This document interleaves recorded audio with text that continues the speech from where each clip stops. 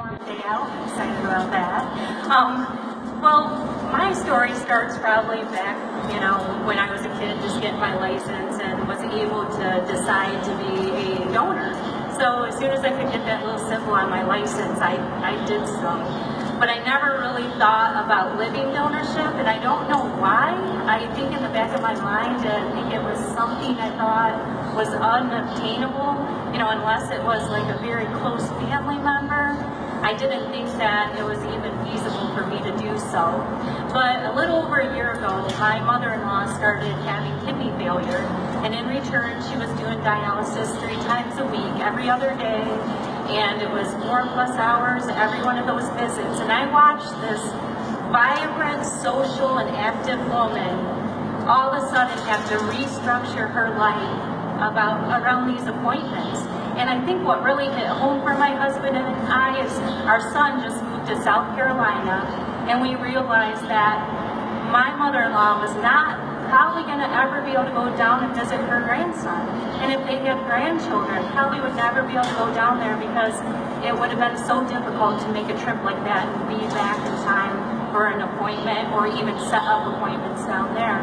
So that opened up the dialogue of, hey, can she get on the transplant list? And then, hey, can we even donate? So my husband stepped up and said, I'm going to start this process, and I think I'm going to donate to my mom. I've got the same blood type. And I'm like, oh, he is so lucky. Like, I just felt it laid on my heart that I felt like it should have been me. So my husband started the process, and then when they got to the cross-match part of the testing, it appeared that his mom had created a resistance against him, and it was kind of heartbreaking because he could not donate directly. But there is hope. Even if you can't donate directly, there's paired programs. So don't think if that happens that you can't still give and give a loved one an organ, because you can.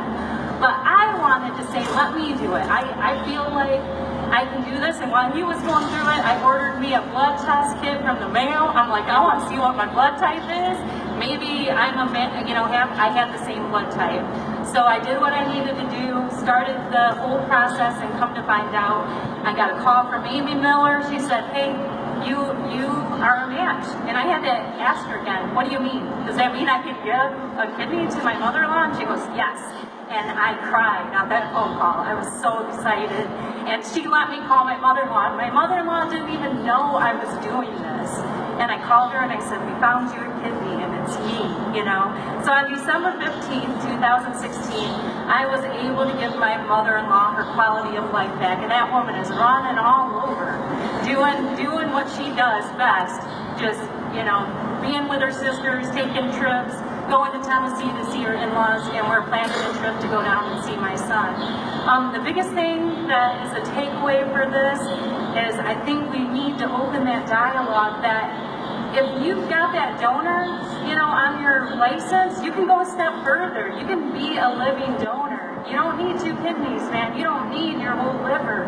You can be a living donor tissue. I mean, there's so much that you can do, and you can see it. You can see what you've done in these people's quality of life. So be brave and just do it. I mean, it's laid on your heart for a reason. God provides, so don't worry about, oh, what if I need it? It's going to be okay. Do it. Be brave.